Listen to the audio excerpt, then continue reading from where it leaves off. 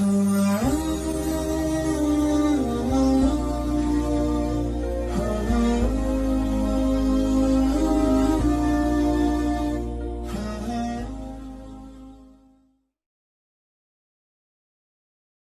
orang karena nggak belajar cinta, salah dia dalam mempraktekkan cinta.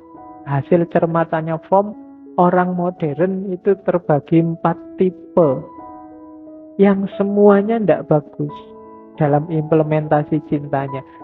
Erich Fromm adalah salah satu tokoh yang banyak mengkritik modernitas. Dia nulis buku yang sangat terkenal, mungkin ada yang sudah pernah baca, Escape from Freedom. Jadi bebas dari kebebasan. Itu zaman saya mahasiswa, kelihatannya buku itu sudah diterjemahkan dalam bahasa Indonesia. Silahkan dicari. Katanya Erich Fromm, coba lihat, manusia modern itu punya 4 gaya hari ini. Ada gaya reseptif, ada gaya eksploitatif, ada gaya nimbun, ada gaya pasar. Gaya reseptif ini orangnya pasif.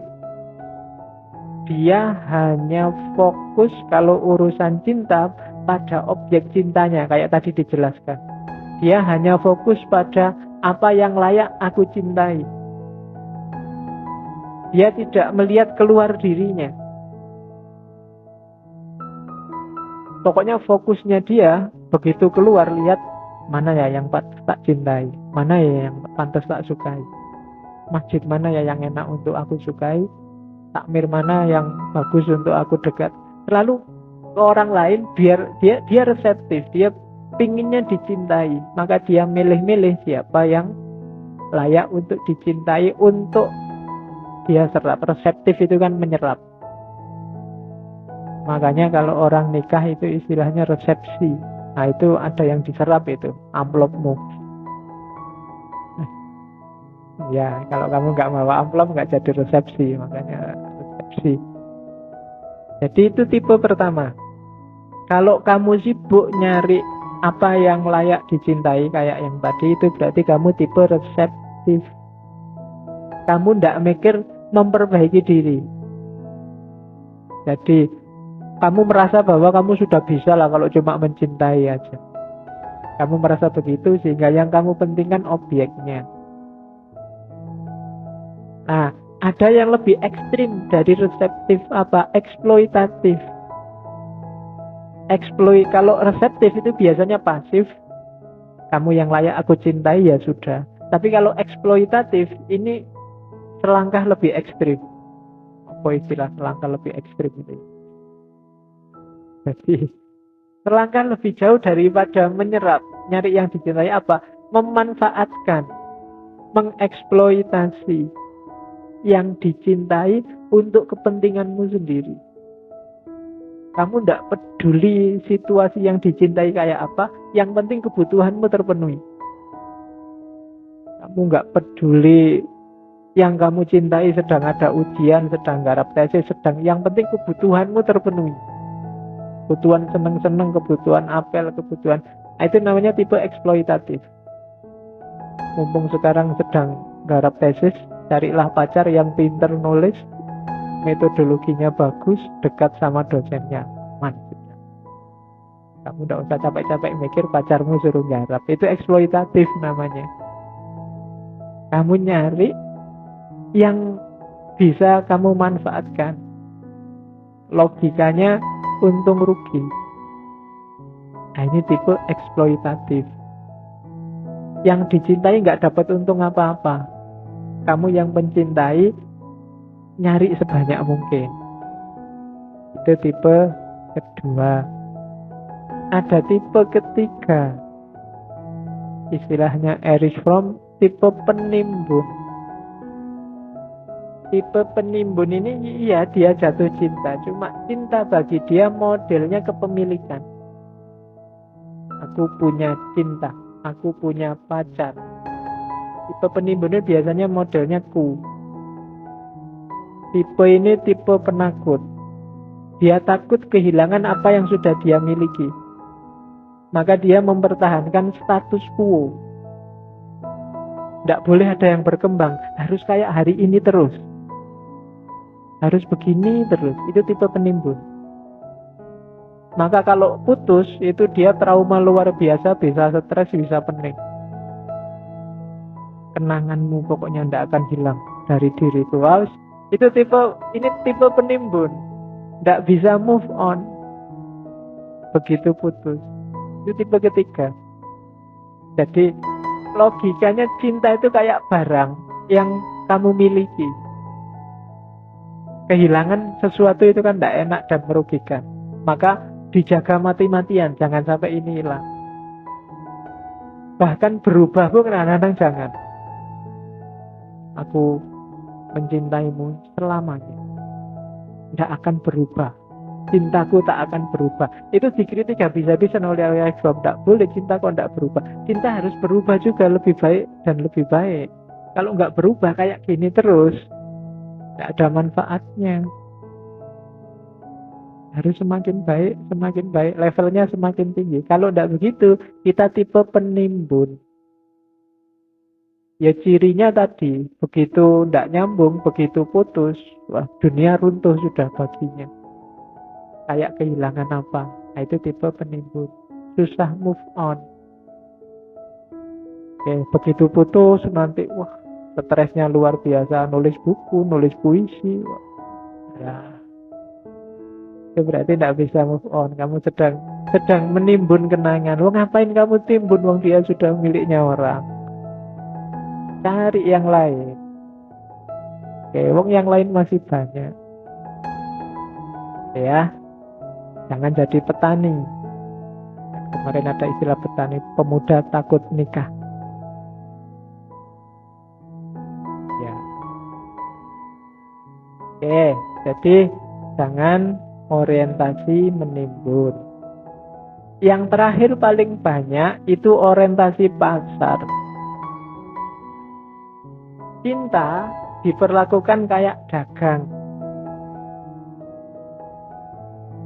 Dia mencari sesuai keinginannya dengan cara apa? Menjual dirinya. Gimana caranya aku laku di pasar? Mengorbankan identitas kediriannya. Ini tipe pasar. Oh, hari ini trennya apa ya? Yang dicari cewek-cewek hari ini apa? Yang dicari cowok-cowok hari ini apa? Aku harus kayak gitu. Biar apa? Biar dapat yang bagus, yang berkualitas hari ini. Ya karena pasar, ya modelnya kayak dagang. Modalku sekian, dapatnya ya harusnya sekian. Sudah capek-capek ke salon, capek-capek dandan, masa dapatnya cuma kayak gitu? Enggak. Harus yang imbang lah. Nah, ini tipe pasar. Masa aku sudah S2 gini dapat pacar SMA? Enggak lah. Nah, ini ya itu tipe pasar. Kamu kayak dagang. Ya kalau level-level aku ini ya dapatnya yang kelas-kelas apalah gitu. Nah, itu tipe dagang. Orientasinya pasar. Padahal mungkin kamu suka loh sama yang SMA itu, tapi Anda level, nanti diketawain orang lagi. Jadi dagang. Ya kayak kamu pacaran 3 tahun sudah dapat apa? Dapat apa? Nah, itu tipenya berarti tipe dagang. Kan sering kan ditanya gitu, masa cuma pegang tangan aja nggak dapat ya? Oh, itu namanya dagang. Kamu keluar berapa, dapat berapa. Masa aku terus yang nelpon, mbok sekali-sekali kamu, itu juga dagang. Kan? Masa aku terus yang mention, mbok kamu sekali-sekali mention aku, itu juga tipe dagang. Masa aku terus yang bayari traktiran, mbok sekali-sekali kamu. Kalau nggak punya duit ya gimana lagi. Ya. Jadi ini orientasi pasar. Kalau masih hitung-hitungan di level apapun berarti belum cinta. Masih dagang, masih negosiasi. Masih kamu menjual dirimu untuk dapat yang lebih bagus, lebih baik. Orang dagang itu kan nyari yang lebih menguntungkan. nyari yang lebih prospek, nyari yang lebih bagus dari modal yang kamu keluarkan. Ini juga belum cinta.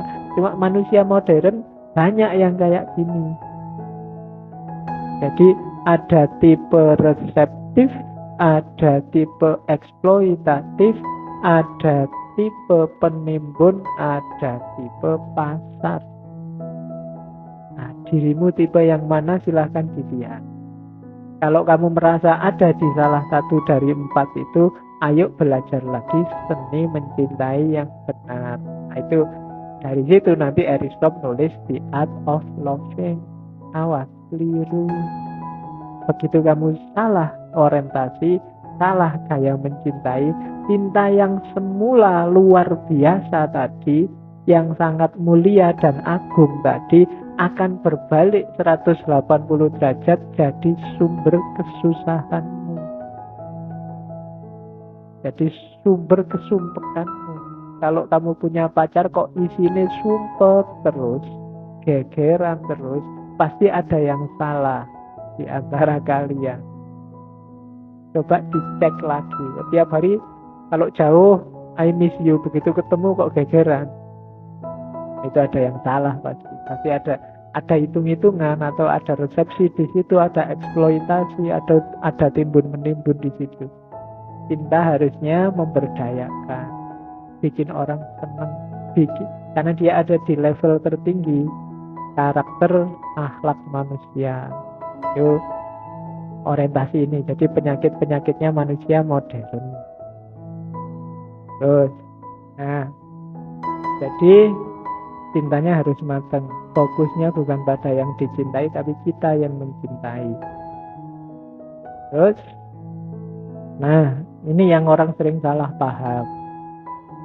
Cinta itu memang cirinya bukan minta atau nyari untung, tapi justru memberi.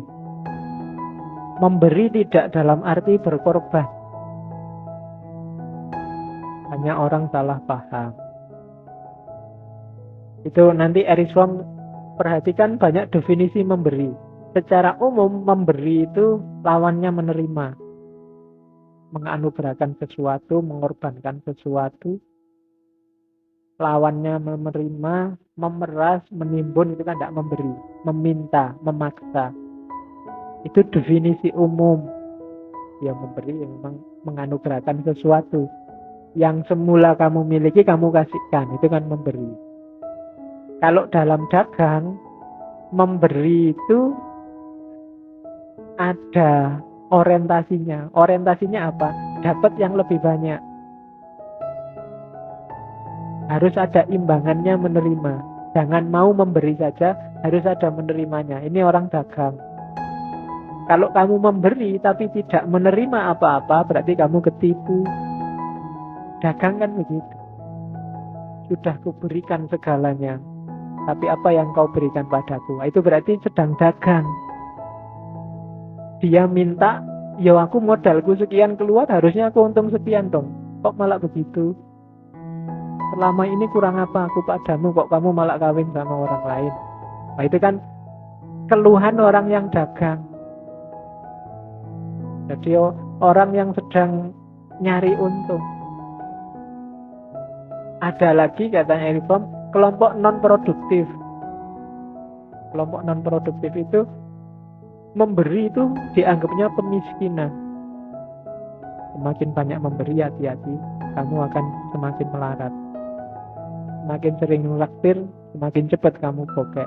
Itu orang non-produktif. Pemberian dianggap mengurangi sesuatu dari dirinya. Nah, katanya Erich Fromm, pemberian itu maknailah secara produktif, eksistensial.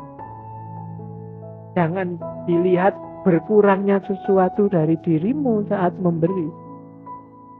Hakikatnya memberi adalah pembuktian bahwa kamu mampu, bahwa kamu punya. Orang yang bisa memberi kan orang yang memiliki. Kamu tidak mungkin bisa memberi kalau kamu nggak memiliki. Maka pemberian artikan secara produktif dan eksistensial. Dengan kamu memberi berarti ternyata aku itu mampu ya, ternyata aku itu punya ya. Itu kan eksistensial, pembuktian bahwa dirimu mampu, dirimu kuat, dirimu punya, dirimu vital, dirimu penting. Jadi rahasianya di situ. Makanya kenapa kok orang disuruh sedekah banyak-banyak kalau dalam Islam? Tidak usah dipikir kalau kamu sedekah 700 nanti kembalinya 7 juta. Itu tidak penting itunya. Begitu kamu bisa memberi, itu menunjukkan bahwa kamu mampu. Kamu punya kapasitas, kamu punya kemampuan, kamu ternyata punya sesuatu yang bisa diberikan ke orang lain. Oh, ini membangun kepercayaan diri, membangun identitas yang luar biasa. Jadi tidak harus dihitung membeli sekian, kembali berapa, enggak. Dengan kamu bisa memberi, hati dirimu terafirmasi. Oh, ternyata aku itu golongannya orang kuat, golongannya orang mampu. Cinta juga begitu. Makanya ada pepatah yang bilang kalau kamu memberi, kamu dapatnya lebih banyak. Dapat lebih banyak itu tidak harus 700 kembali 7 juta. Lebih banyak itu bentuknya bisa macam-macam. Termasuk tadi yang paling penting, afirmasi kemampuanmu, kapasitasmu. Sehingga jati dirimu terbangun. Kamu jadi sesuatu sekarang. Kalau kemarin sebelum kamu memberi, kamu seolah-olah nggak ada artinya. Tapi sekarang ketika kamu bisa memberi, jati dirimu sekarang sudah tegas. Oh, aku ini ada artinya. Hidupku ini tidak sia-sia. Ya, memberi itu tidak harus barang. Jasa juga bisa. Tenaga juga bisa. Pengetahuan juga bisa. Apapun jenisnya memberi akan semakin menguatkan diri. Nasihat juga bisa. Bahkan senyuman juga bisa. Memberi senyum ke orang lain itu tidak gampang loh. Jangan salah. Kamu aja kan juga jarang. Paling kalau ketemu temanmu saja kan kamu senyum. Itu pun yang kenal. Yang tidak kenal, kalau dihitung misalnya kamu kuliah di kampus itu, antara mahasiswa yang kalau ketemu kamu senyum dengan yang cuek aja kamu tidak kenal, itu lebih banyak yang kamu cuek saja. Jadi, dan dirimu di kampus itu mungkin ya nggak dianggap penting juga sama yang lain. Tapi ketika kamu bisa memberi meskipun hanya senyum, keberadaanmu diafirmasi. Mungkin kamu sering juga kan papasan sama orang, kamu sudah ancang-ancang senyum nih. Nah, dicuekin nggak jadi. Iya. Sakit hatimu, kamu sudah senyum, dia cuek aja lihat. Kan mungkin sering gitu. Jangan-jangan sama saya juga pernah begitu. Di pikiran suntuk nggak peduli ada yang mau senyum. Jadi ya, kamu yang sudah terlanjur senyum, wah, mangkalnya luar biasa. Tapi jangan takut. Ketika kamu senyum ke orang, meskipun dicueki, itu tidak penting orang yang balas senyum apa enggak. Tapi menunjukkan, ternyata aku ini ada, masih mampu. Bisa ngasih sesuatu meskipun hanya senyum. Oke, jadi hakikatnya cinta nanti ada pada memberi. Yo, termasuk memberikan kebahagiaan, memberikan restu kalau dia kawin sama orang lain. Ya. Ya kan ada pepatahnya begitu, jangan khawatir. Kalau memang jodoh pasti ketemu di pelaminan. Cuma mungkin kamu jadi tamu.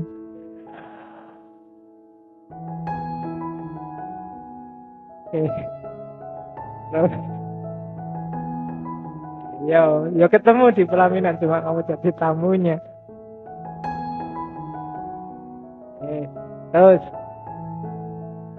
kenapa sih cinta itu penting? Perhatikanlah, kalau kamu jeli, coba merenunglah. Orang butuh yang lain untuk dicintai karena manusia ini punya problem eksistensial.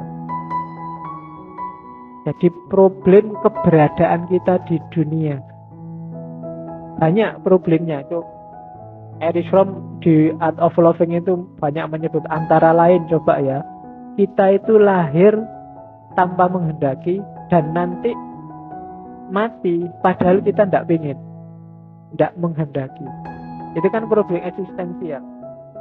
Kita tidak ingin ada, tiba-tiba ada, dilahirkan oleh ibu kita. Setelah enak-enak di dunia kok ya dimatikan, mungkin kita tidak ingin mati. Ini kan problem eksistensial. Diawali dari tidak ngerti, kemudian terakhirnya dipaksa dihilangkan. Ini problem eksistensial. Kemudian dalam hidup ini ternyata karakternya adalah kita terpisah dan tidak berdaya. Menghadapi alam semesta kita sering tidak berdaya. Kehujanan dikit sakit, pilek, kan kita tidak berdaya. Tidak canggih, pingin apa-apa tidak mesti keturutan. Banyak keterbatasan. Ini kan tidak berdaya. Kemudian keterpisahan. Banyak sekali yang kita sukai pada akhirnya harus berpisah. Dan itu sunatullahnya begitu dalam hidup. Terhadap apapun. Ini kan kegelisahan eksistensial.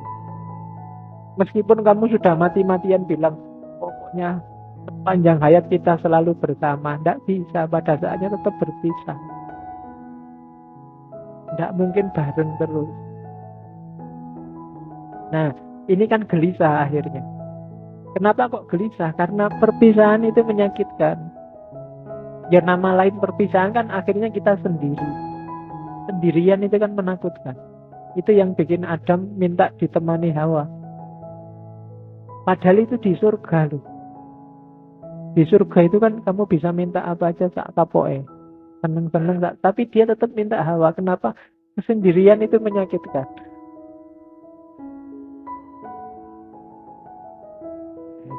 Ya, jadi ya kamu ngerti sendiri lah, makanya kamu bisa tawa. Jadi problem. Nah, manusia biasanya mengatasi problem ini pakai dua cara. Yang pertama, mensubordinasi dirinya, menempelkan dirinya pada sesuatu, menyerah. Apa? Kalau bahasanya di situ, memposisikan dirinya jadi budak dalam tanda petik, untuk dapat rasa nyaman, untuk dapat rasa aman. Mungkin pada orang tua, mungkin pada pacar, mungkin pada negara, mungkin pada pemerintah. Jadi kamu rela dirimu rendah asal jangan ditinggal, asal jangan diputus, asal jangan dicuekin. Itu biasanya ada orang yang solusinya menurunkan dirinya, menurunkan harkatnya. Tindaslah aku tapi jangan ditinggal. Susah-susahkan aku, siksa aku tidak apa-apa, tapi tetaplah di sisiku.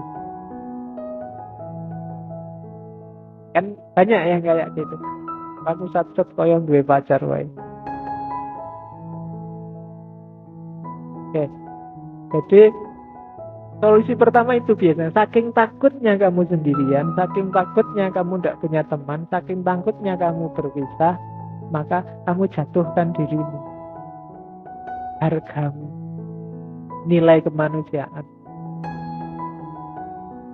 Kayak hari ini kan banyak yang demo, misalnya mengkritik Pancasila, tapi begitu juga kalau nggak suka Pancasila ya keluar aja dari Indonesia. Oh, itu mesti takut. Kenapa?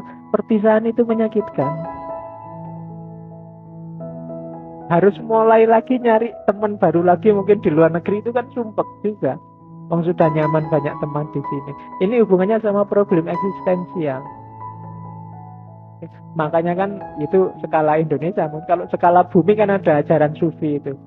Kalau kamu tinggal di bumi tapi menyalahi perintahnya yang punya bumi, maka keluarlah dari bumi. Oh, itu kan menakutkan. Kalau Gusti Allah ngusir kita, kita mau kemana? Kan gitu. Dan retorika ini menurut saya luar biasa. Kenapa? Karena manusia punya problem eksistensial ini. Dia takut sendirian, takut kesepian. Kalau diusir dari bumi mau kemana? keluar bumi apa di luar bumi, ada warungnya, ada angkringannya, ada ngobrolnya sama siapa, ini kan sumpek. Maka astronot di luar angkasa itu kan katanya tidak boleh terus-terusan. Dalam jangka waktu tertentu harus kembali ke bumi. Kenapa? Bisa stres dia di sana. Makanya tiap kali, jangankan itu, kamu tiap Idul Fitri kan di Indonesia ada mudik massal. Kenapa? Orang ingin nyambung lagi. Khawatir kehilangan, khawatir berpisah. Maka mereka butuh kepastian eksistensial bahwa ndak, keluargamu masih ada, masih mendukungmu, kita masih bareng-bareng. Maka orang butuh mudik. Nah, solusi pertama tadi, kamu menjatuhkan levelmu. Dan yang kedua, tidak dengan menjatuhkan level, tapi dengan cinta. Dengan cinta itu berdiri setara, sejajar, saling membantu, saling menguatkan, saling mendukung. Karena kalau tadi yang menjatuhkan diri, padahal kalau kamu memperbudak dirimu di hadapan orang lain, sebenarnya orang lain juga sebenarnya butuh teman. Mereka juga takut sendirian, mereka juga takut ditinggal, takut kesepian. Maka jangan mau memposisikan dirimu subordinat, inferior. Kita sama-sama butuh kok.